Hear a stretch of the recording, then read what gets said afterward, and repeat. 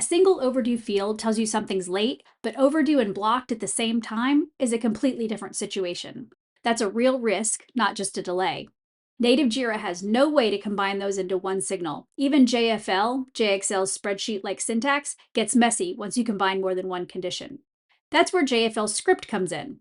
Let's start by creating a new formula column.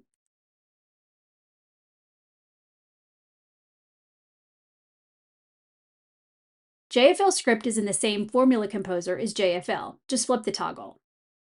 JFL Script is real JavaScript, so if you've written any before, you'll know what to do. If you haven't, you can still follow along here. JXL's documentation has example scripts that you can start from and adapt to your needs. I'm going to add my JFL script here.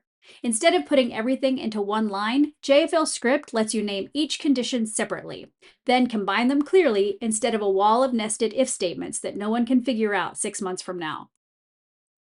Pro tip, if your script throws an error, check your parentheses. Every function that opens with one needs a matching one to close, and it's easy to lose count in longer scripts. Click Save and check out the result. One column now tells the whole story. Escalation risk if it's overdue and blocked. Monitor if it's just one of those. Otherwise, it's on track. That's a judgment call made automatically on every work item in your sheet, something no native Jira field can even come close to doing. JFL does the math. JFL Script makes the judgment calls.